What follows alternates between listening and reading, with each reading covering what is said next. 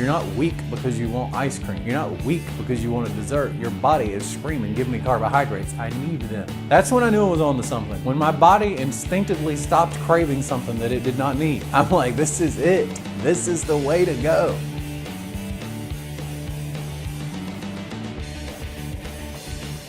Hey guys, welcome to EatMoreCarbs.com, where my one goal in life is to get you to eat more carbs. So my name is Brett Mason. A lot of people know me from morning radio in South Alabama and the Florida Panhandle for many years.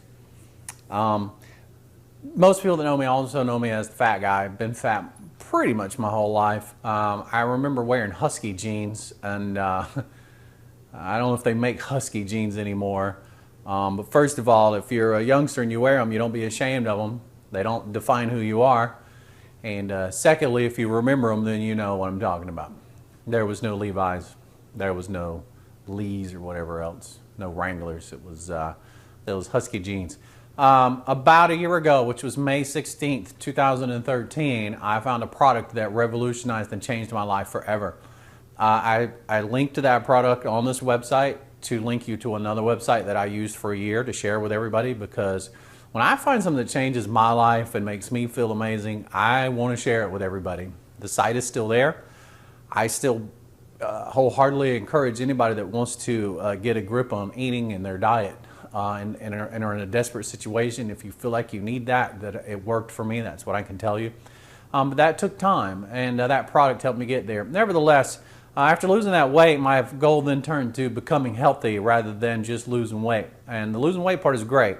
I could barely get out of a chair when I started. So, you know, making that transition to actually being able to walk around was good. There was a lot of good things came, and I felt great. But I'd been doing research on, you know, the healthiest way to eat.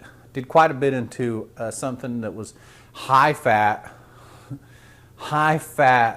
medium protein, low carb. I actually did that a little while and gained 8 pounds. Years ago, I bought this book called Prevent and Reverse Heart Disease by Dr. Essylstyn, and you'll find links on my site to that, or you can Google it. But he actually did studies where he showed that if you kept your fat percentage in your diet below 20%, or really 10%, I'm sorry, 10% in that range or lower, you could not only could you prevent heart disease, but he worked with people that basically the hospitals had given up on with blockages and stuff, and he actually reversed the heart disease in them by changing diet. And some of them he just arrested it, but the angina went away. They lived healthy lives, working in the garden, living in the old ages. So you can find a lot of information from him on YouTube and on the internet, so I advise you to look at that and check it out. Another doctor is T Colin Campbell, part of the China study. And then he took the China study and brought statistics out of it, made conclusions based on the data. And then he also put it into real life tests with real people. And the first test was a test where he took people who you know, had cancer cells growing or had tumors or had presence of that, put them on this diet, and his deal was with protein.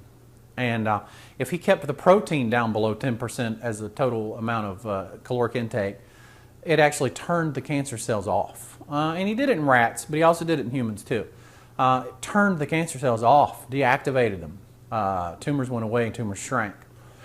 He did a follow-up study, people who did not have tumors, and started them out on this diet and then jacked it up to the regular diet, which is you know, high fat, high protein, whatever. Actually activated cancer cells in those people, a lot of them.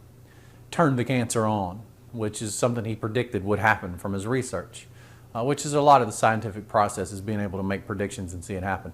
But then he went a step further, and after in those people he'd had the diet and it actually turned the cancer on, he reversed their diet, took it back to less than 10% of protein, and turned those cancer cells back off.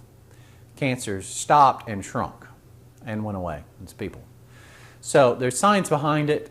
I had that going for me, and the other thing is, since I've been on it the way I feel, my body tells me this is the right way to eat. Now, I guess you would consider me to be a mostly raw vegan.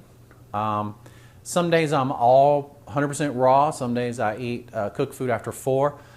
That little plan came from a really inspirational person on YouTube. I invite you to check her out, Freelee, the Banana Girl.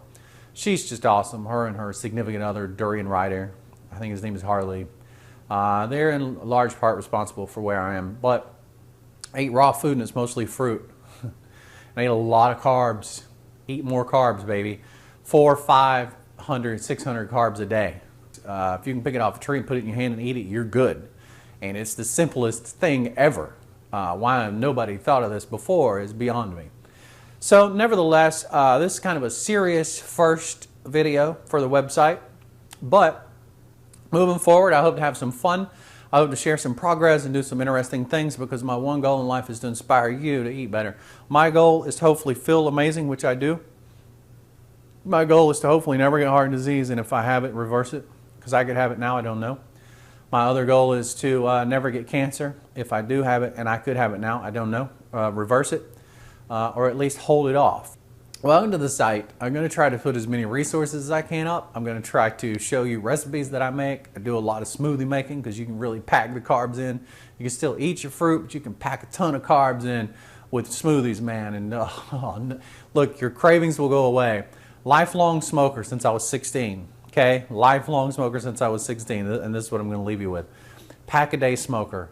Been on Wellbutrin for a year and a half, probably. I'd have to check with my doctor. Probably a year and a half on Wellbutrin. I did scale back some. I never come anywhere near even thinking about quitting, and the thought of it terrified me. My second day as a raw vegan, eating fruit, satisfying myself, not counting calories, not counting carbs, just eating till my heart was content. The second day I noticed I didn't have any, and I said I should go buy some, but I didn't want one, so I waited.